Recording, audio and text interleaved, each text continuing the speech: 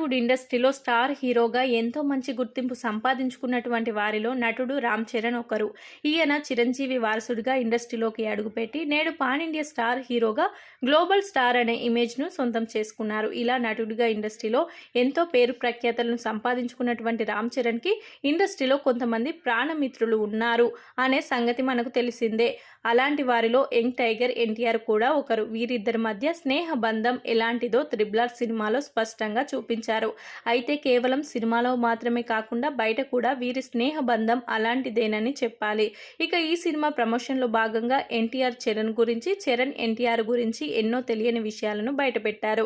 ఇలా వీరి వ్యాఖ్యలు చూస్తే వీరి మధ్య ఇంత మంచి బాండింగ్ ఉందా అని ఆశ్చర్యపోతారు. ఇకపోతే ఒక ఇంటర్వ్యూ సందర్భంగా రామ్ చరణ్ గురించి ఎన్టీఆర్ చేసినటువంటి కామెంట్లు ప్రస్తుతం వైరల్ అవుతున్నాయి.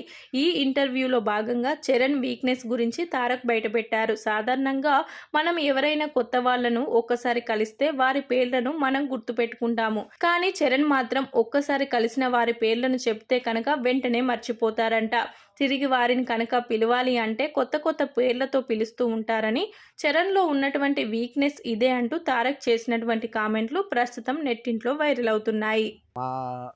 చరణ్కి ఒక అలవాటు, ఒక మనిషికి ఒక పేరు ఉంటుంది కదా సర్జీ, ఆ పేరు ఆయనకి ఎక్కదు ఫస్ట్.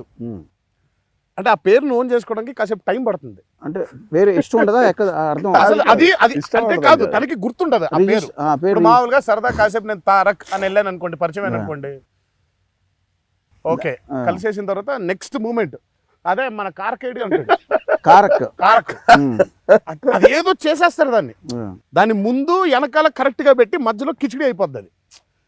అది అలా నాకు తెలిసి ఈ 2021 ఒక సినిమా అంటే ఆయన ఎవరో కొట్టిన పాటకి మీరు అనుకుంటాడేమో అనుకుంటాను నేను. అది కూడా ఉండదు, చాలా ఛాన్స్ కూడా ఉండదు. లేకపోతే మనోడు చెప్తాడు చెప్పద్దు ఆగిపో పాజ్ బటన్ మొత్తానికి. కానీ ఆ పేరుని ఎంత కాన్ఫిడెంట్ గా తను చెప్తాడంటే, పాప మాకు సుమేర్ అని మనకు స్విమ్మింగ్ అండర్ వాటర్ షాట్ అది నిజమైన పేరే. Fantastic scuba diver instructor. సరే మా ఇద్దరికి తనకు బాగా తెలుసు. అది సుమేరు అయి ఉంటుంది, సుమేరు పర్వతం కదా, సుమేరు అయి ఉండదు, సుమేర్ తన పేరు. సుమేర్. సరే అయిపోయింది. సార్ ఎంట్రీ, సమీర్ అన్నాడు చాలా కాన్ఫిడెంట్ గా. వాడు సార్ అన్నాడు. నేను అవును నీ పేరు సుమేర్ కదా, నువ్వు సమీర్కి రెస్పాండ్ అవుతున్నావు ఏంటి? నువ్వు తప్పుగా అన్నది. నేను తప్పుగా గుర్తుపెట్టుకున్నానా పోనీ అని. తర్వాత నెక్స్ట్ డే సుమిత్ అన్నాడు. సుమిత్ అంటే సుమేర్ సమీర్ పక్క పక్కన ఉన్నాయి, ఒకలా ఉన్నాయి. సుమిత్ అన్నాడు. అనగానే వాడు సార్ అన్నాడు మళ్ళీ. సుమేర్ కాదు సమీర్ అనుకుంటే, సమీర్ కాదు సుమిత. నేను అన్న నీ పేరేంటి అన్న. సుమేర్ అండి అన్నాడు. సమీర్కి సుమిత్కి ఎందుకు పలికావంటే, అంటే ఆయన పాపం పిలుస్తున్నారు కదా, I don't want to not respond or correct him and that's why I am responding అని.